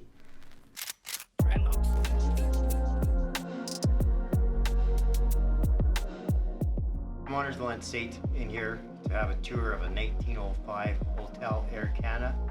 It's Air Canada Alberta, population of 1,400. This hotel was condemned for the last 20 years, but I can tell you that we saved it. We're in the basement of it right now, all done in concrete. The girl's got a picture of the boiler. It's an 1805 boiler, weighs 33 tons. We saved that. First thing, the challenge that we encountered is this job, it should be like a 3-month team, but one man bailed out. I don't know what happened. And also like setting the set for making like a night scene, covering all the windows and stuff like that. I didn't feel like left out on the group because everyone's like vibing with everyone, like you're true friends with the crew.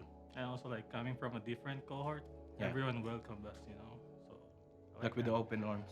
I love you guys. We are together, so it's a little bit hard to get like, because the lamp should be in their position, and sometimes it's just like the light will show up in the character face or something like that. We need to figure out that. No production is without obstacles, and because the crew worked so well together, I think we kind of overcame those obstacles together.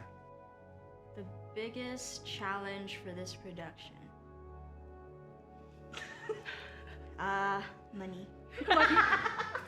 The budget. It's the budget. A lot of things we had to pay out of pocket. We want to keep it under that budget, so we have to go like thrift shopping a lot. Also, because we are not allowed to like nail anything on set, so we're kind of like taping everything. So I feel that's the biggest challenge for me. So whenever you hear like somebody holler, "Oh, Sedek!"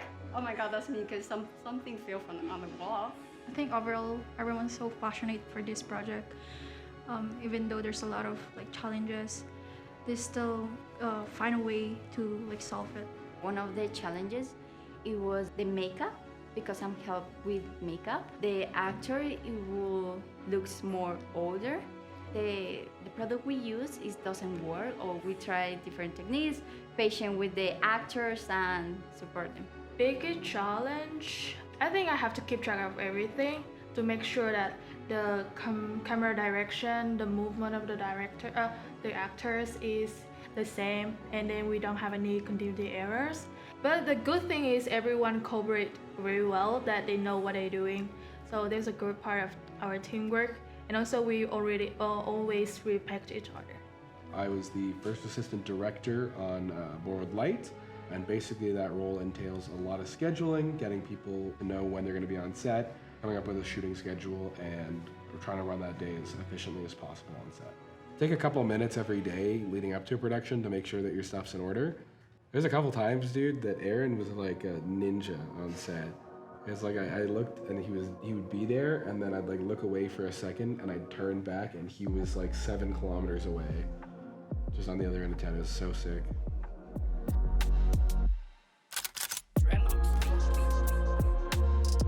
The biggest challenge for me was to keeping myself as quiet as possible while operating that heavy boom pole. And to go to a point, we had to increase the length of the cord of the boom. You need to check your phantom power, and that was kind of challenging. 240 on the highway, we keep speeding. Thank you.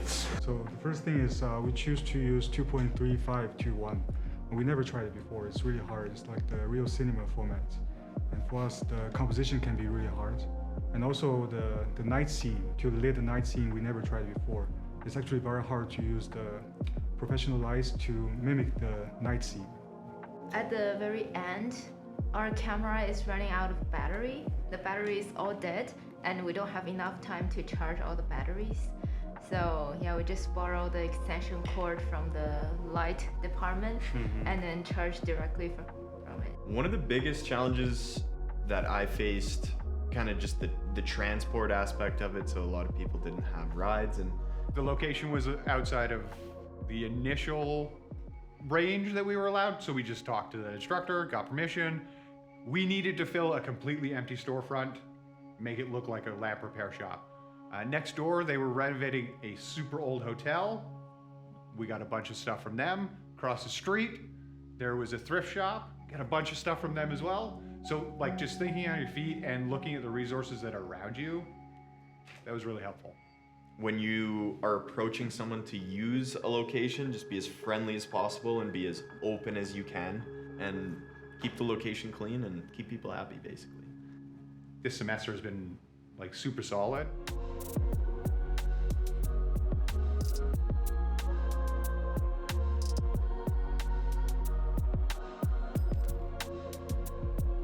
Look!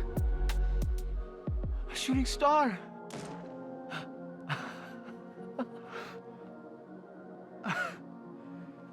Yes, we saw that.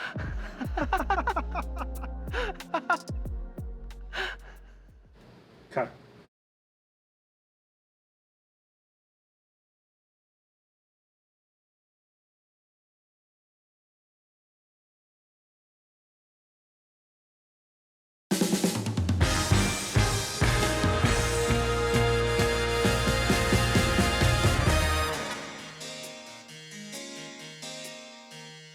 My name is Lee Vanderlands, and I'm the director.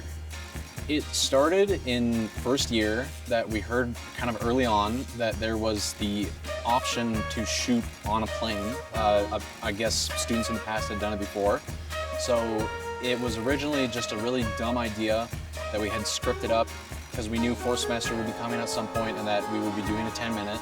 So the very first iteration, and I can't take full credit because Mr. Christopher Witt also was part of the brainstorming on this, but the original idea was steaks on a plane where steaks is in the meat, where it would just be a guy in an airplane washroom cooking a steak for 10 minutes, and that's it. And then, so as time went on and fourth semester approached, and I wanted to pitch something because I don't usually pitch stuff, and so I thought like, oh, that's kind of a funny idea, but it can be fleshed out. So it evolved into steaks on a plane as it is now, and it still kind of pays a homage to that original steaks as in meat steaks, and also steaks because there's a vampire getting killed, so it's steaks and steaks and steaks on a plane. So it was originally born from cooking meat in the bathroom, and then it turned into let's gamble and kill vampires and then eat the vampire steak. My name is Lawrence Malibiran, and I am the cinematographer / director of photography for Steaks on a Plane. I had multiple ideas. This would be awesome, mainly because our production value was already going to be set up very, very high, just being inside an actual plane. And so I kind of knew that filming-wise, that's going to be the first immediate problem for cameras was, you know, most movies, most TV shows, they would have an actual set for planes, but we're going to be shooting in an actual plane, so that was the first thing that came to my mind was, how are we going to deal with this very, very weird space that we're going to have to film in? I guess the most difficult shot is just all of the shots are difficult because of the location, but it's a challenge and I like a good challenge. My name is Costa Saliba, and for this project on the Steaks on a Plane, I am the location sound mixer. This is not really like a normal opportunity, I think, and I think it's really cool that SAIT offers like a hangar that lets the film students film in, and I think it's really cool. Like, I haven't really seen many other SAIT productions film in a plane before, so I thought that was also pretty cool as well to have it for our final drama of the year. So yeah, I was initially really excited, and as we're filming, I'm still pretty psyched about it.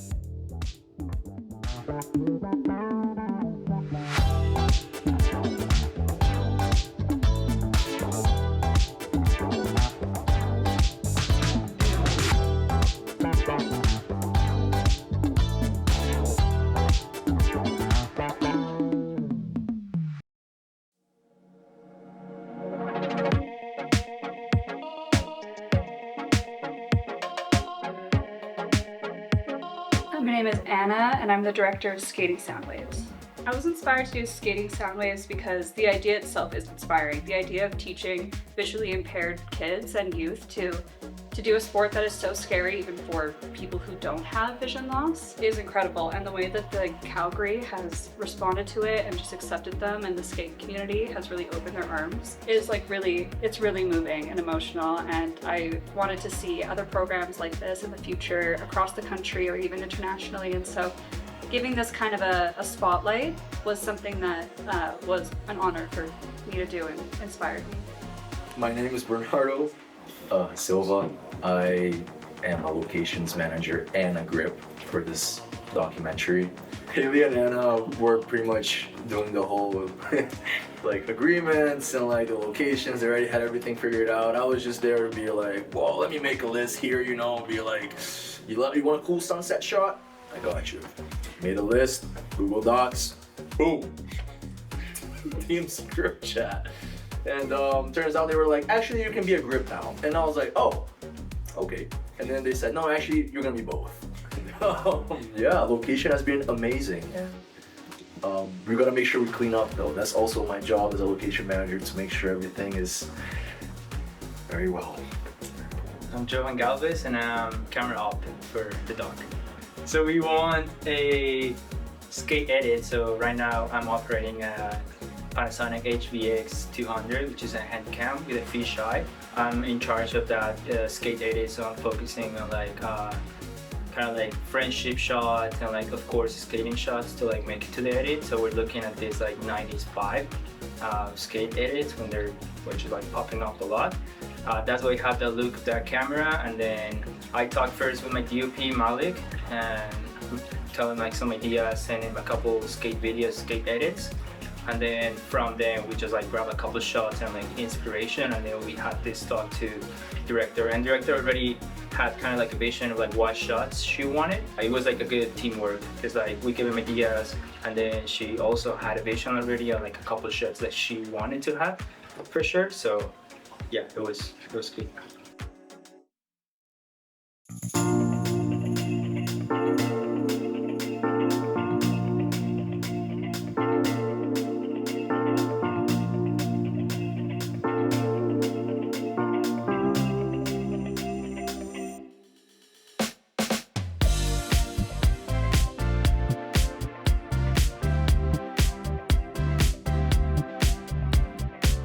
My name is Chanel. I'm the director and choreographer of Take Me Higher. So there's a lot that inspired me for this music video, but mainly it was another music video for a band called Jungle. The video was called Back on 74, and the entire thing was also a oneer. It was mainly focused on choreography and dancing, so I pulled a lot from that.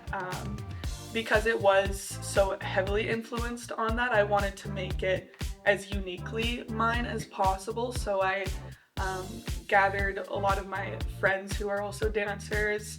I tried to pull from other films, other pieces of art that I just love, so that it felt more personal to myself. But yeah, it's kind of a big conglomeration. It's a big jumble of stuff that I just love into the one video, so yeah. And I was the production designer and art director on the Take Me Higher music video. We had very many meetings throughout the way, just checking in and making sure we were on the same vibe. I knew that we were supposed to be going for some groovy elements, and disco was a big part of it, and so I took a lot of inspiration from the past and Studio 54, as well as icons like Liza Minnelli. There was just kind of this inspiration of like, how big can we make this and extravagant with the pearls and the cherries that were placed in the champagne towers, and just like make this place just seem kind of otherworldly, kind of modern, kind of retro, but overall just like extravagant and full of fluidity.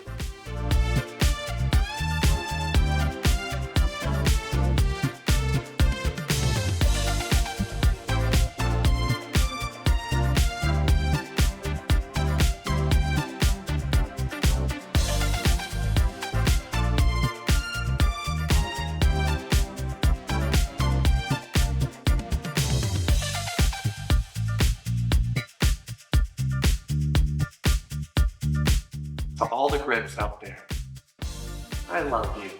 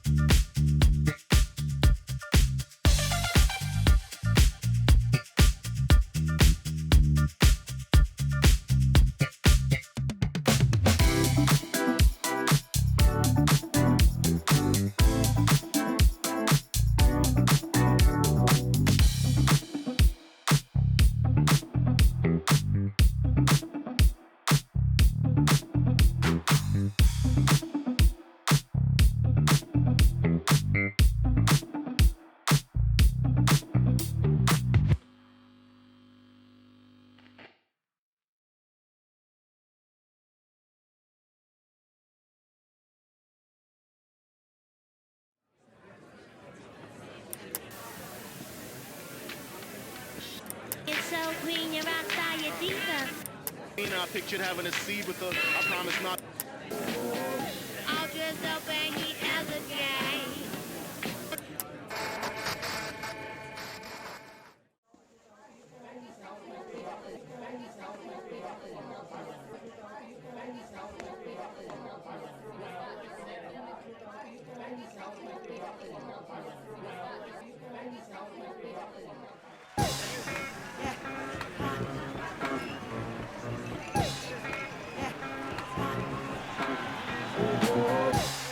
My brothers and sisters, be not deceived by wolves in sheep clothing.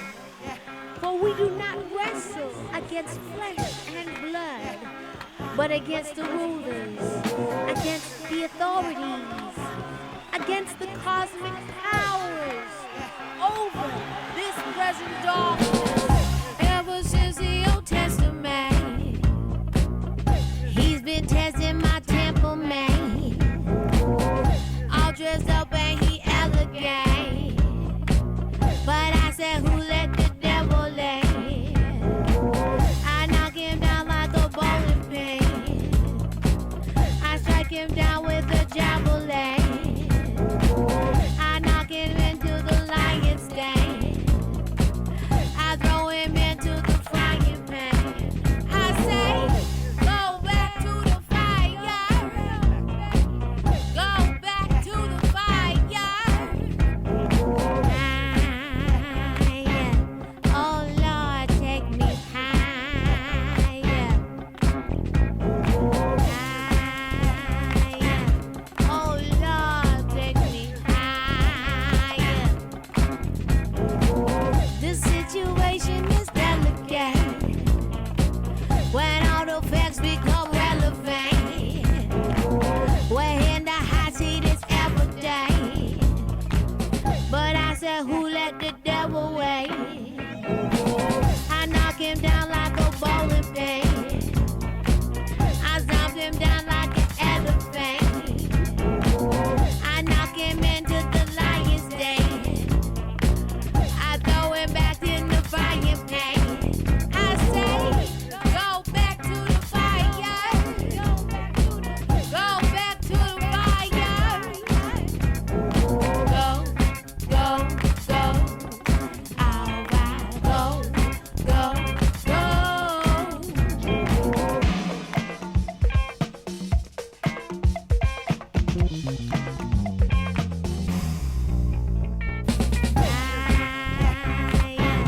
oh Lord, take me higher.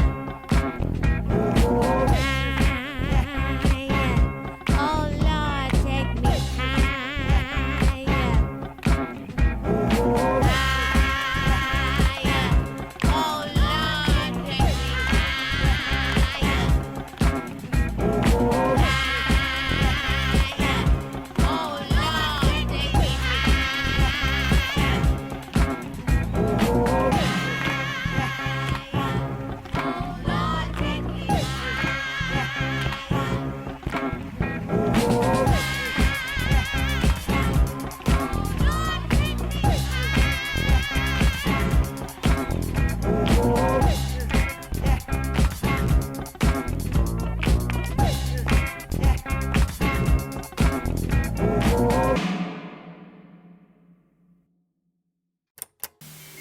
I'm not worried. Look in the refrigerator.